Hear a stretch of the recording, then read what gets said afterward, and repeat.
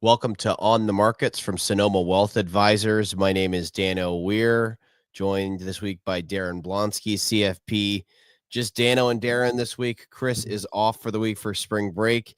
And Daren, we're going to start with a Simpsons meme, and we're going to start with the vibe in the room. Read the room. What is happening right now in the markets and the economy? A little bit like the Simpsons, when if you were saying something to the driver, you got all kinds of things to say. You're a kid in the back of the bus, and the driver would just reach up and tap the sign that says "Do not talk to driver." Kind of the same thing right now. Trump wants stocks down. Bessent wants stocks down. Powell wants stocks down. You know that you can be all upset about what's happening, but ultimately that's kind of what they're trying to do, is boil out some of this inflation. Well, get some of the inflation out, right? Because that was the one of the primary mandates through this election. But there's a lot you can't do when you have rates as high as they are.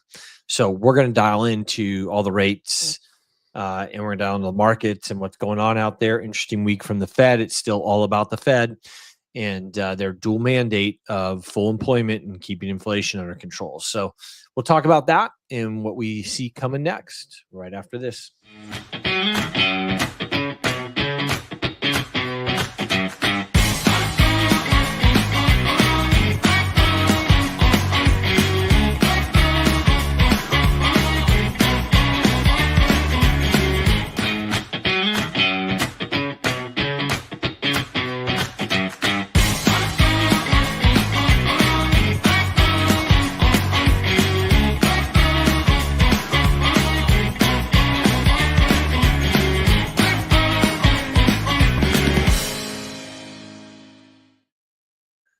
All right. So, yes, we're missing our buddy Chris this week. His kids are on spring break, so he's chasing little ones around somewhere. And we're covering the show for him today. It's Friday, March 21st, 2025. One of the hot topics has been what's going on with the change in the administrations and how that all is getting pulled through the economy. One, I think, just piece of data, right? Like there's a lot of media out there. Nobody knows who they can trust, left, right, up, down, who knows? And so we have to go back to the data. And I like to go back to the data rather than the propaganda coming from both sides, because our job is to sort through the noise and to help you be clear about what might come in the markets and how to best plan for your future. Again, this isn't advice, but hopefully it will help you contextualize some of what's going on out there. So I wanted to show this chart today because what this is showing on the dotted lines is the federal expenditures and what typically is being spent by the federal government in 2024 versus what's being spent right now. And we actually have more federal expenditures right now. We're spending more money at this time this year than we were last year. And I think that's important because there's just all this talk about less spending going on out there. And as I've mentioned on this show many times, I contend that one of the most positive things you can count on for your portfolio is the fact that no president, regardless of what side they're on, can afford not to print money and to ultimately stimulate the economy. Because don't confuse yourself. This market, this economy is grossly addicted to the sugar high of printing money. And in fact, Bessent came out this week in an interview was saying, like, look, the markets are addicted to this big spending money world, and it's going to take some time to get that addiction under control. I question whether or not they even will have the political will or the political capability to do that. This slide certainly shows us that, well, not anytime soon. When we look after all those cuts, after DOGE, after everything supposedly that's just been slashed, showing that this year actually still outpacing last year, which then makes the idea of this DOGE dividend, which people are floating out there, so ridiculous. Because I mean, that's the other thing you have to keep in mind, that like as the debt continues to spiral out of control, because the interest rates are so high, there's just no reasonable way that the costs or the payments that the federal government is pain doesn't go up because the interest is up. So that's why Bessent and Powell and Trump, they all know they have to get the rates down because the cost of our debt right now is out of control. And the only way to really get that under control in the short term is get the interest rates down lower, and that specifically the 10-year. And so when we talk about the 10-year, this is a chart of the 10-year.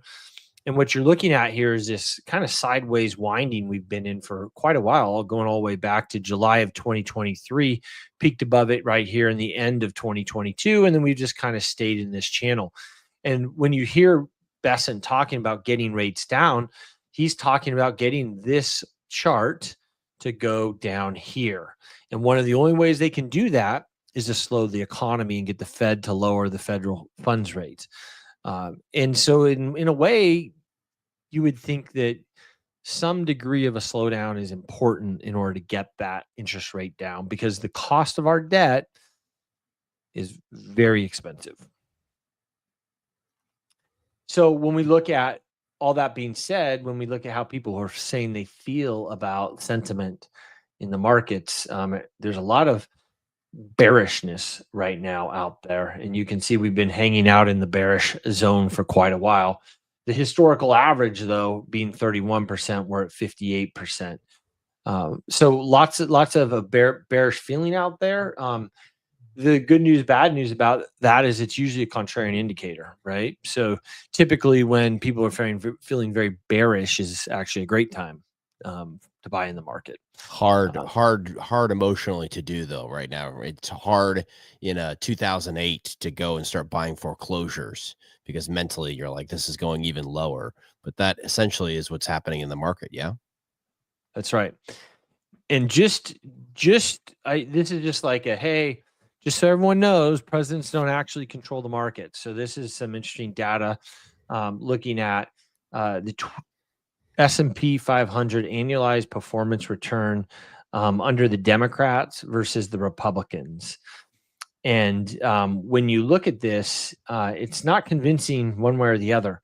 In fact, which is kind of interesting, and this is not a political statement, but typically, you would think, and based upon the media and the propaganda gets pushed out there, everyone says, oh, the markets do better with Republican presidents.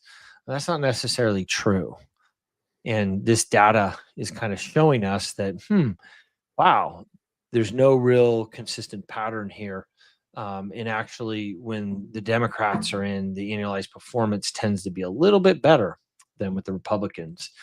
And so it's not what you think, right? And that's not a statement for Democrats or a statement against Republicans. That's just a statement of data fact here. When we look at investing based upon who's in the White House, right? So the dark green is under all presidents. Had you invested in 1950 in the S&P 500, if you invested $1, you'd have $341 now. If you'd invested only under the Democrats, it's that light blue. If you invested $1 in 1950, you would have $44. And if you invested only under Republicans, $1 today, you would have $7.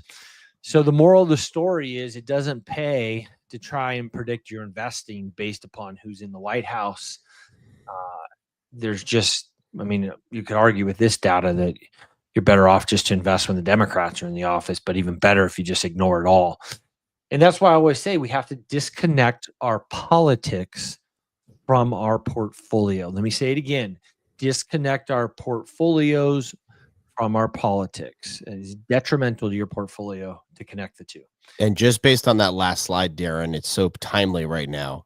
Just like you are not going to be able to time your investing with a presidency, that seems a little silly, right? It would also seem similarly silly would be the idea that you're going to perfectly nail a March Madness bracket. Because I saw a stat from ESPN that 99.9% of the brackets they have are now busted because somebody beat somebody. I wish I had that handy, but there was an upset, and it all of a sudden everything's changed. So you're not going to nail either. Yep, that's right.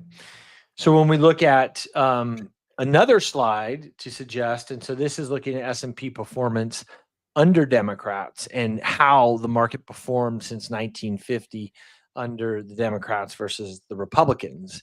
And the moral of the story is that it went up under both eventually, right? Like trying to pull your money in and out because the current person in power aligns with your politics is a fool's errand and not necessarily a great strategy for investing. That's the moral of the story. We're getting a lot of calls, a lot of questions, a lot of fear out there when we talk to clients, and we just keep going back to look, you can't time it. It doesn't really matter what the politics are. The markets are more powerful than any president likes to think. Now, presidents always like to take favor with the fact that, oh, the market's up. It must have been up because of me, or it's down. That's because of the last guy. But that's just opportunistic politicking. Results of buying and selling on who's in office. Again, if I didn't make the point clear, in going back to that 2 slides ago, $1 became $341 if you just stayed invested. And you had significantly less returns if you pulled it out based upon politics. I think I beat that dead dog, as they say. One more time? Should I marry my politics and my investing? I didn't get that. I wasn't sure, Daren. I guess I wasn't clear, Dan. No. So let's talk about gold. Big week for gold. Huge week for gold. Gold hit all-time high of 3,000 and seemed to hold it. I wasn't sure how it was going to do, but going into the close, it's looking like it's going to hold. We're seeing some weakness, and you can see on the chart here on gold, and this is the 3,000 mark. But I like this chart, right? If we look at support right there at 3,000, it traded into support, and as soon as it went down into support, people bought it, and it went up. So you can see that long wick candle right there in gold, and that's usually a good sign that you had that breakout, that test, and resumption upward. That means there's still a lot of buyers right at the 3,000 level. People are not saying, "Oh, I'm going to unload my gold now. I'm going to buy more gold." That's interesting, and I think one should pay attention to that. That's usually a sign of a risk-off move, which would also seem to signify that we're going to see the 10-year come down, which would then also bode well for the ag index. We're waiting to see kind of in our breakdown. We had this in the ag, which is the bonds, right? And this is that part of the portfolio that's absolutely taken the life out of a diversified investor over the last few years. And you can see this double bottom here and then this neckline. And we went double bottom, we broke up the neckline, and we're right here. And we're looking to see if we're going to actually get a more significant breakout. But that actually looks pretty constructive in the short term. And you can see in the long term, this was a huge double top we put in 21, 22. We've made a lot of headway back when we actually look at the extent of this move using the Fibonacci lines. You can see we're coming right up against that 75% fib line right in this zone right in here to complete this bounce. So the fact that we're above the 61.8, we're holding that. Interestingly enough, you can see it found support right on that 61.8 fib line right there, and then bounced up above it, and it's holding it. I think that bodes well. On the flip side, though, if we look a little bit closer at this, let's put it on a 4-hour chart, you can kind of see it's kind of an ugly double top. I would almost argue, though, there's another double bottom in there. You can see here that would be a double bottom, but we need to break out above this neckline here to really see it go higher. So I'd say that's positive, and I guess it's not positive. It's positive for people who are diversified. It doesn't bode well for the economy. It makes it seem like there's a slowdown coming or in place already. Gold going up, ag working up, and then we go back to that 10-year, which we talked about earlier. I would expect to see more weakness in this 10-year. On the 4-hour chart, you can see this kind of move down, trade sideways. I would expect to see this breakout down further based upon that chart. A lot of support in this zone here on the 10-year. Why is the 10-year so important? Because that federal debt, everything's set to that 10-year note coming off the federal funds rate. So that's the market saying, here's what the current 10-year rate is that it'll pay for debt. So I think if I just look at those pieces there, with gold going up, all-time highs, strength in the ag, weakness on the 10-year going down, I think you have to start to accept or make sense of a story that we're probably looking at a slower economy. Are we looking at a stock market implosion? Not necessarily, right? The economy is not the market, and the market's not the economy. They can perform differently. Ray J is one of the brokers out there, is projecting one of the biggest crops of new oil projects in a decade. And this is a big reason, and I talked about this a couple of shows ago, but I had many clients come to me like, hey, if Trump winning, should I invest in oil? And I was like, well, not necessarily, because if you have all these oil fields getting reopened and oil projects happening, you have more supply. If you have more supply on the market, then price has to adjust for that supply.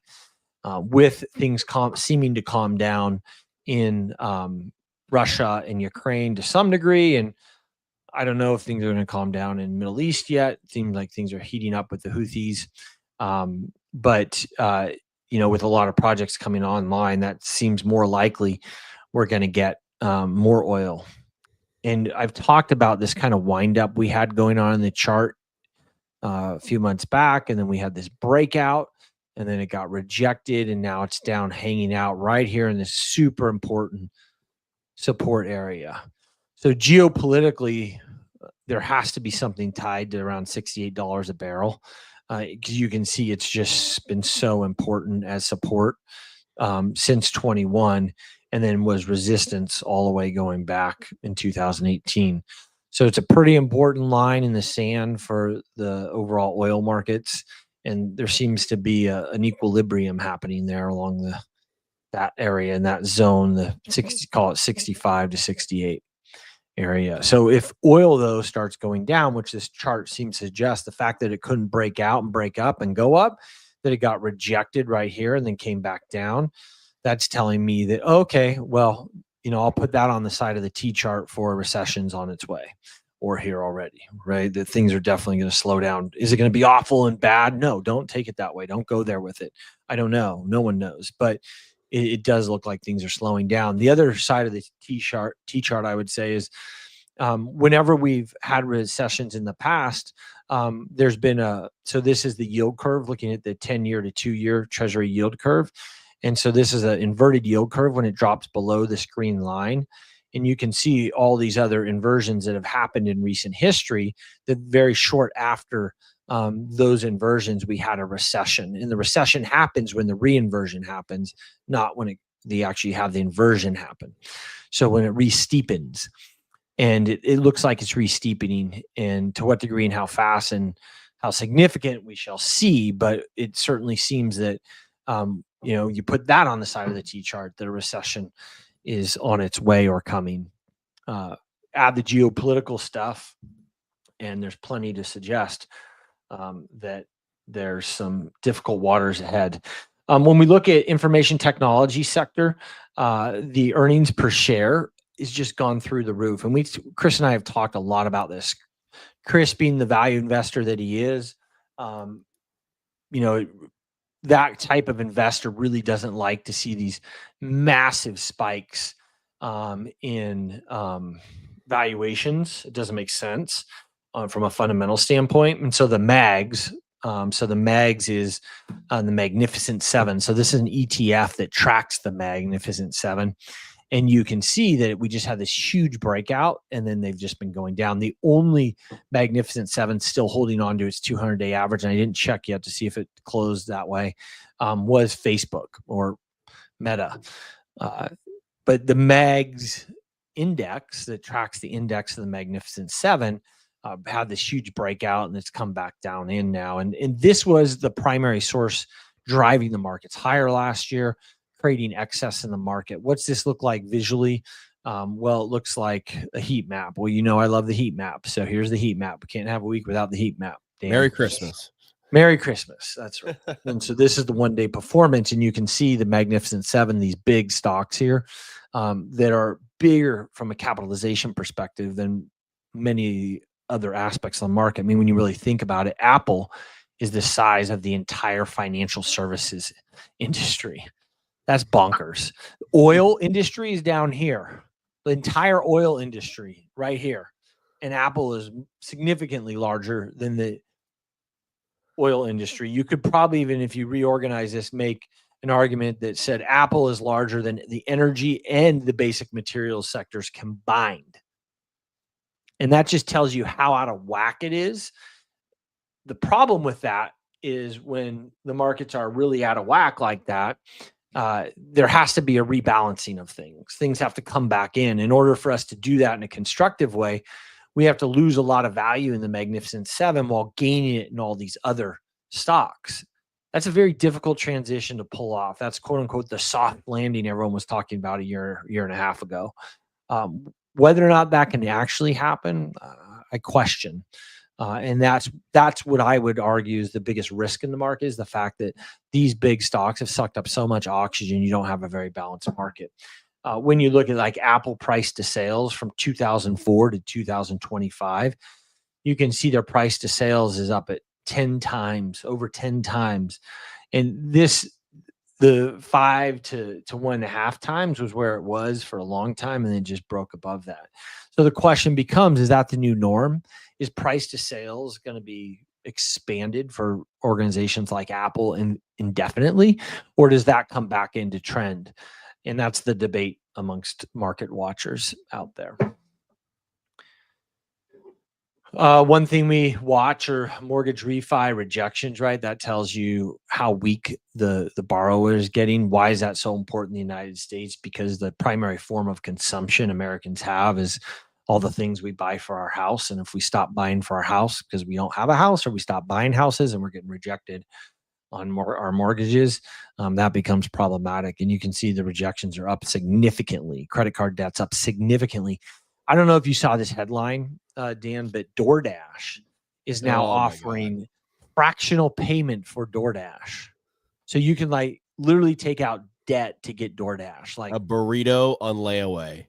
A burrito on layaway. Like, dude, that is asinine, man. I can't pay later for your double. I just can't. I can't conceptualize it. And I think credit card debt, if it's not now, it was recently at an all-time high.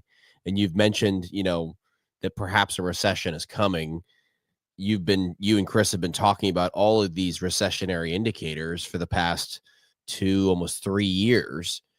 And so it just does with now, it seems like it's all kind of coming to fruition, where it's perhaps been printed through to delay it to this point.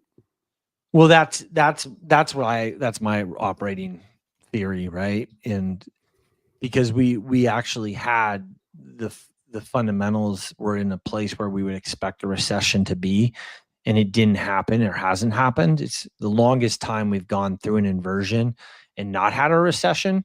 And we had the longest. So below this green here is the inversion. So that inversion happened in August of 2022. And the average duration from that inversion point to a recession is 14 months. And we went well past that this time and stayed inverted longer. And the argument is that, the previous administration was doing things, for good or bad, that's not a political comment, but was doing things to prop up the economy in an unhealthy way that now is coming to roost. Well, you saw back in 2019, right here, this was the COVID almost sent us into an inversion, didn't happen. And we just turned on the printing press like crazy all through this period of time. I mean, literally from 2019 to today, we went from $19 trillion in debt as a country, and now we're well approaching $37 trillion in just that short period of time. And just in this chart, you go back to 1989 on this chart. If we just take this chart as an example, or 1977, all this time up until 2019, we only managed to get ourselves in $19 trillion, and now we're in $36 trillion. Like literally the wheels are coming off the bus. And I don't think the general American population understands this. And whether you like what Musk and Trump are doing, that's not the point. The point is that whoever's in that role at this point has to be thinking about this debt issue, because it is a significant problem that we're facing as a country that needs to be dealt with. Otherwise, we're going to face much, much harder times, right? The hope is that it gets under control with whoever's managing it, and that we can balance things out so that we can go on and have a golden future, quote unquote. But I don't even know if at this point, if it's possible. It's going to be very, very, very difficult. The amount of debt we took on through COVID was very significant, and will make that journey pretty tough. So I think that's just something to keep in mind. Dan, you were going to bring up Gene Hackman's $80 million fortune. Yeah. So I saw this story this week, and we have another podcast called It's All Money, which you can find here on our YouTube channel. Make sure to subscribe if you haven't already. You can find that show on the channel. And we talked about estate mistakes on a recent episode of the podcast. And right after we released that episode, here comes a story about Gene Hackman. I'm going to walk you through this timeline, Daren, because the timeline matters. So Gene Hackman, very famous actor, obviously. He unfortunately passed away in February. His wife was also found dead. His wife, Betsy, was believed dead from hantavirus. Gene had Alzheimer's and died a week later. Then they were found. He died from heart complications. The estimate is that he has an $80 million estate, but the assets are undefined. We're not sure in what. Daren, he had a will from 1995, and that names his wife Betsy the sole beneficiary and none of his 3 kids. His wife Betsy's will has a clause stating that if she and Gene died within 90 days of each other, it all goes to charity. So basically, according to those wills, the kids are getting nothing. He supposedly also has a living trust, but that wasn't publicly recorded, so no one knows the details of that. That was unusual. And then there's another will in 2005 in which Gene and Betsy both made each other the trustees on their own wills.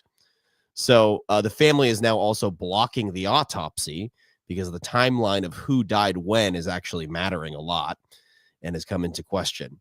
So the thought is that the kids are going to challenge it. I only bring that up to say, this is an extreme example, but we often talk about estate plans and we talk about planning and the importance of planning. And this was just an example to me of, it can get a little bit complicated and unforeseen.